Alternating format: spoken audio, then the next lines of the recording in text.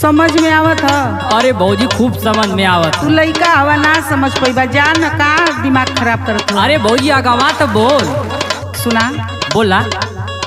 कौन चीज ह बोला देवरू सर सर सर सर जाला, चुबुक चुबुक चुबका के देवरू धीरे से निकलेला, निकलत के सुना ठोपे ठोप चुई जाला ए देवरू।